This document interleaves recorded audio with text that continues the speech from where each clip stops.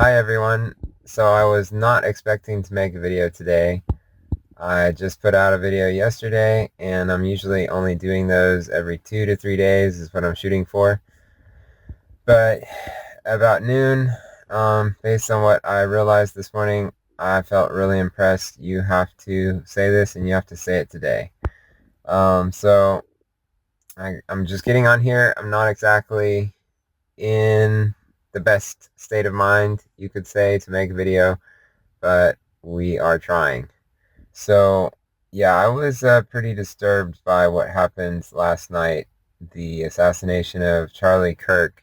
That is so sad, and I couldn't stop thinking about his poor wife um, that he left behind and his children, little children. I have a wife and two little kids, so, I mean, that was really something I could sympathize with. Just imagining like what it would be like for my wife and kids if I were taken out like that. Um, and I watched the video of his assassination. It was just horrific.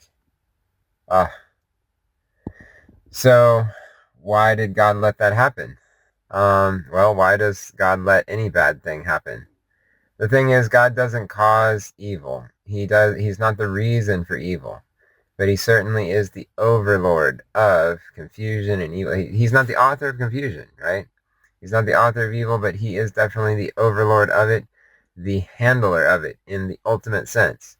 And the way that he handles evil is the story of the last 6,000 years. He's basically allowing all this to take place for the purpose of it never happening again. And he's going to eliminate sin and suffering and not let it arise another time, despite preserving freedom for the universe. So we just have to trust him. And you can really see that he does this in the book of Job. You know, Satan said that he wanted to mess Job up, and God allowed him. And why did God allow him? For the purpose of the story, for the purpose of the lesson that we could learn. So bad things happen like that, and it is for a purpose.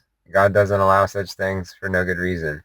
All things work together for good to those who love God and are called according to his purpose. And I think that Charlie and his family were such people, and even this is working together for good. But today is 9/11.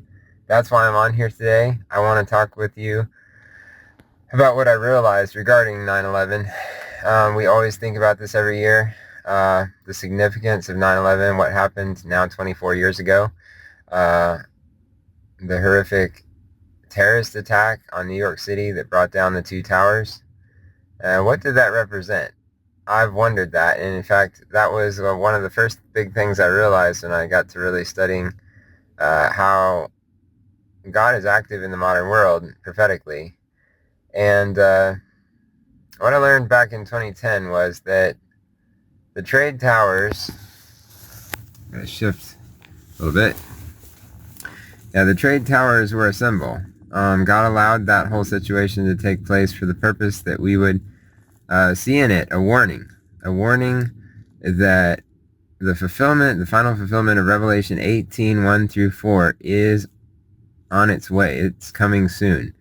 Revelation 18, 1 through 4 is where the angel comes down and says, Babylon is fallen, and has become the house of devils, behold, the very foul spirit, and so on.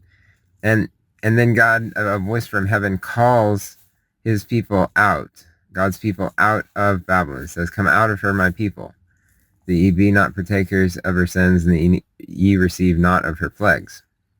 That's verse 4.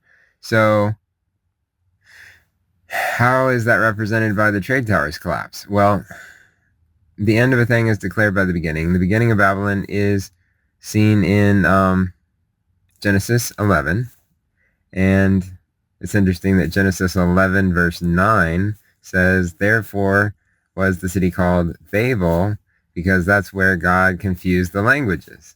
Go look it up. It's pretty amazing.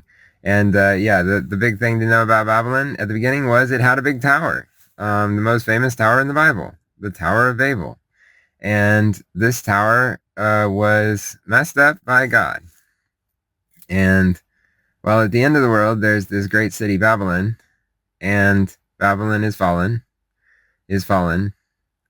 And so if you had two towers that collapsed, and those towers represented economic prowess, the economic prowess of the Western world order, then it would just perfectly symbolize Babylon is fallen. And if out of the smoke of those towers falling, there were seen images of demons and dragons and so on, it actually happened on 9/11/2001. And I have pictures. Maybe I can show you some here. Horrible faces appeared in the smoke, faces of demons and dragons. And so it was very supernatural. God made that a sign, a warning sign to America, to the world, that Babylon is fallen.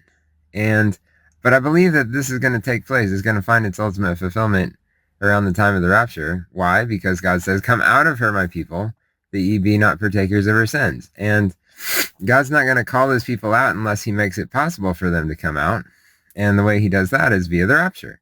How do we know that? Well, it's interesting that in Ecclesiastes 7:26, remember that in Strong's 7:26 refers to harpazo, the rapture, the catching up, the snatching. Ecclesiastes 7:26 says that there's this evil woman, right? And it's just worse than death to be caught with her. And whoever pleases God is going to escape her. The word escape is used. So this word escape is definitely a rapture term. You see it in verses that say we should pray that we are counted worthy to escape all these things that shall come to pass.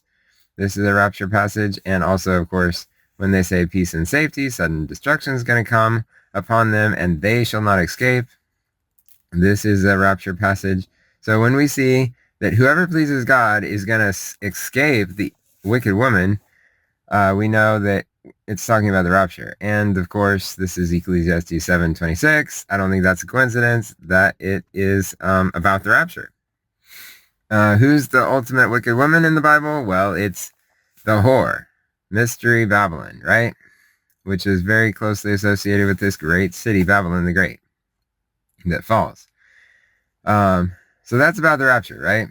What happened 9/11/2001 was a symbol of the soon coming rapture. And it just hit me today. So how did it hit me? I got to tell you that.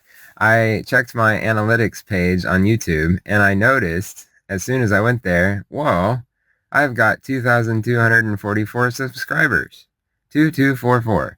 Thought, that's remarkable because today is exactly 24 years after 9/11/2001. I don't think that's a coincidence. When God is establishing something, he's repeating it, right?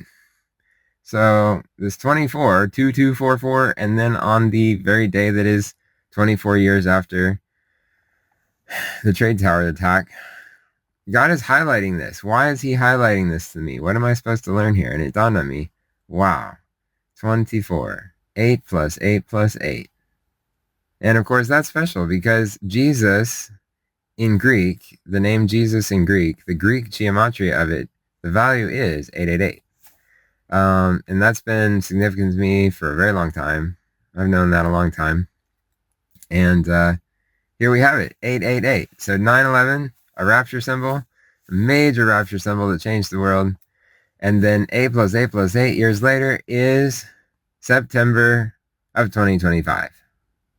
Incredible. So that made me think of the Revelation 12 sign. I made a video, my part 3 video, where I talk about how there's this great sign in the heavens, the Revelation 12 sign, and then exactly 8 years later is September 23, 2025, where we expect the rapture, right?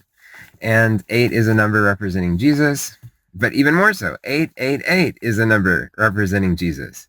So, and even more so, 9/11/2001 was a great symbol of Babylon the Great fallen, and the rapture happening. Those people who escaped those towers, many of them survived. Almost none of the ones that didn't escape the towers survived.